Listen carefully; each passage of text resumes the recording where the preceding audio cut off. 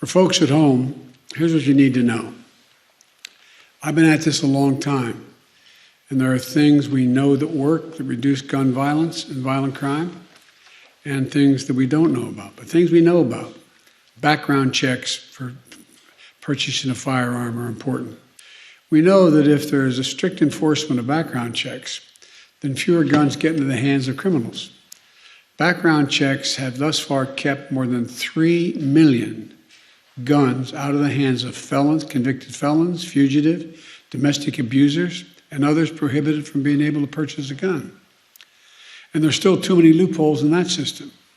And today, enough rogue gun dealers feel like they can get away with selling guns to people who aren't legally allowed to own them. And I might add, the Second Amendment from the day it was passed limited the type of people who could own a gun.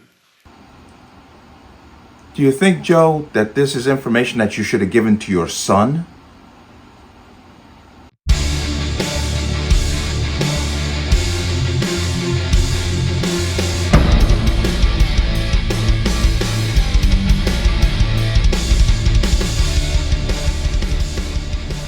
Welcome to another installment of the Connecticut Gun Bench. Today's video is brought to you by P.A.N. Firearms, LLC. P.A.N. Firearms for NRA certification and multifaceted gun training. You can reach us at 203-300-6343 or use our website at www.panfirearmsllc.com. As always, there'll be a link in the description box below. And if you like my channel, like my content, and what I do here, you can support me with the link in the description box. Everything is appreciated. But let's talk about this. This is one of those damn moments. That's all I can describe it as. Now, we know Joe Biden and his alleged position on the Second Amendment and private gun ownership. We know this. We've heard it. We don't need to play the video clips. He has been an ardent antagonist in opposition to the Second Amendment. Now, if you remember a little while back, I did a story about his son. I actually did a couple of stories about his son and his kind of dabblings with firearms, which have not been positive and been a good light for the Biden administration.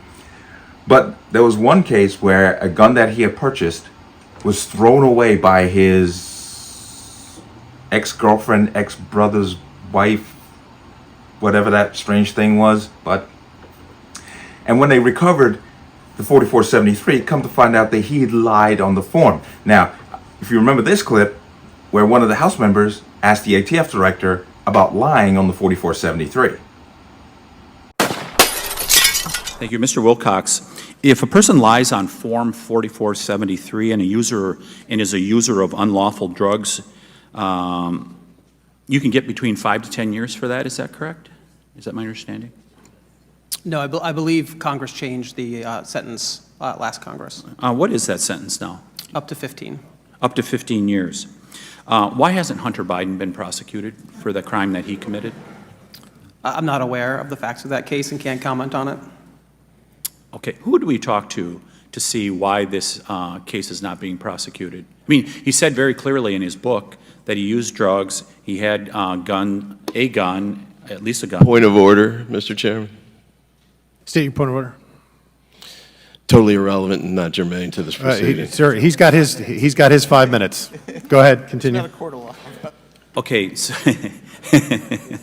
I understand why you do not want Mr. Wilcox to answer that question. It's very clear why you don't want, because there's a dual system of justice in America. That's what's going on right now, and everybody's talking about it across America. There's two standards of justice that are going on.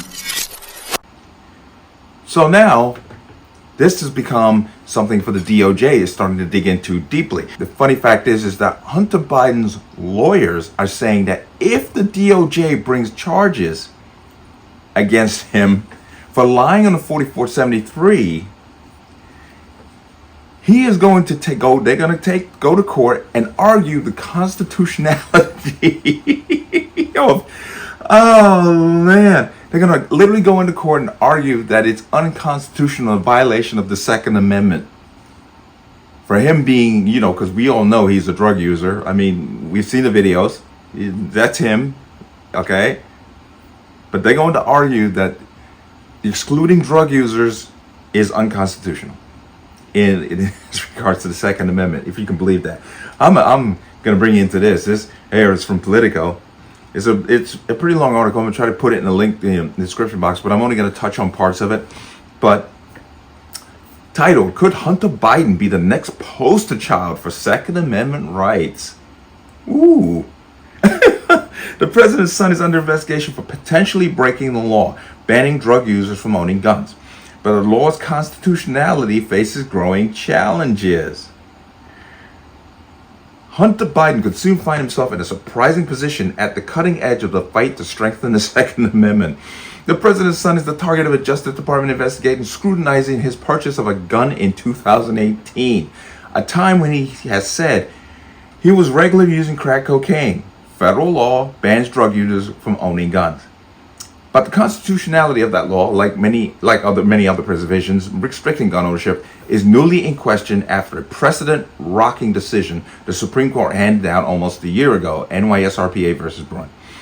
His lawyers already told Justice Department officials that if their client is charged with the gun crime, they would challenge the law under the Second Amendment, according to a person familiar with the private discussions granted anonymity because they are not authorized to speak publicly.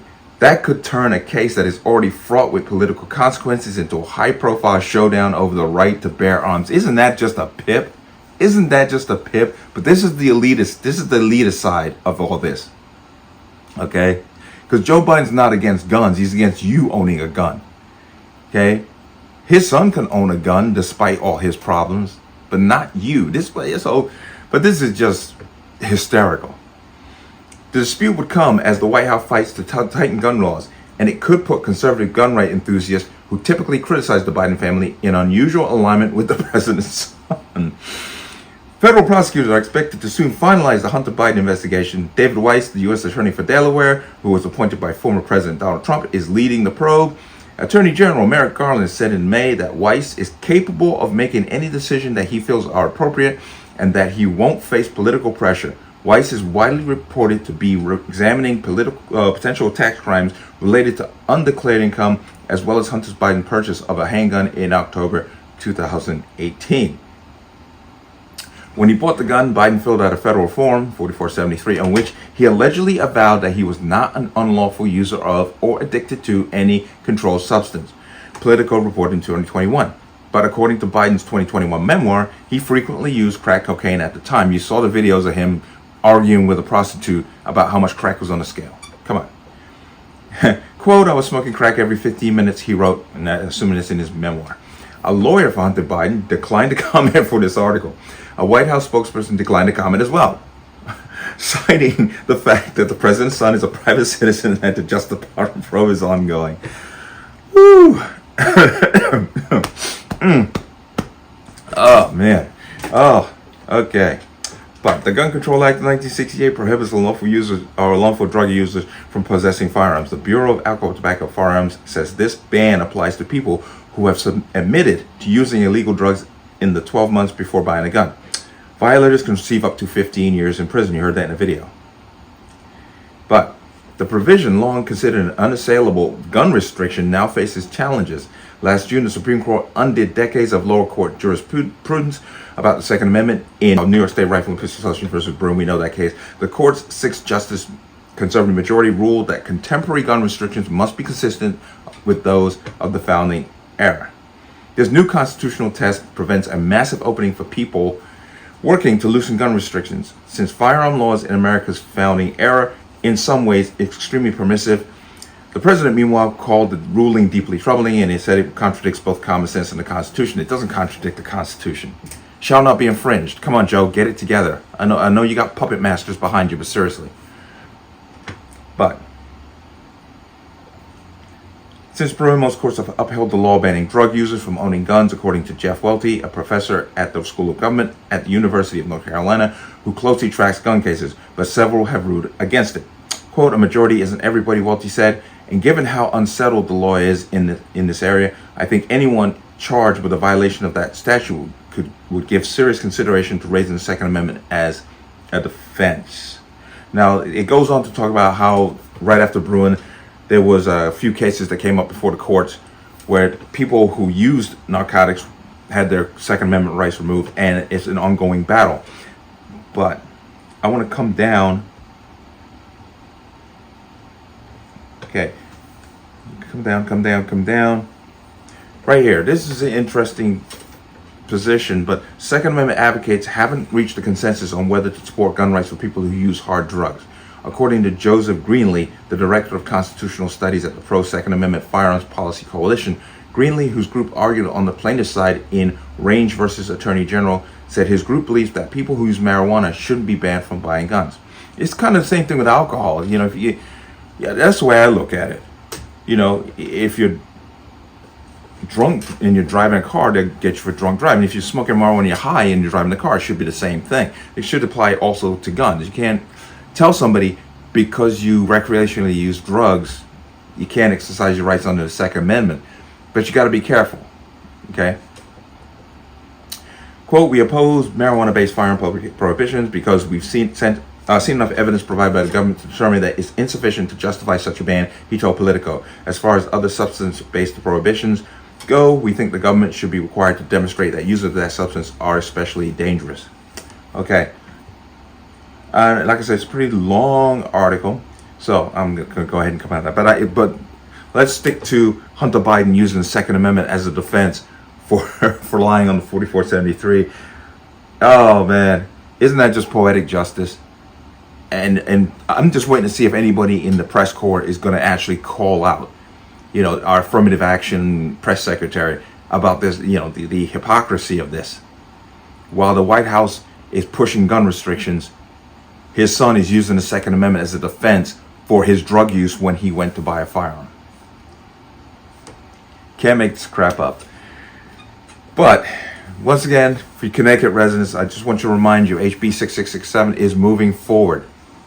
For those of you who are thinking about buying others, your time is running out. At least go get yourself a lower. There are a few places out there. Once again, stick names of places that have these lowers for sale and stay one ahead. But let me know what you think. As always, you can leave your comments in the comment section below. And as always, any statements of violence or statements that lead to violence will be removed. Please like, share, comment, subscribe.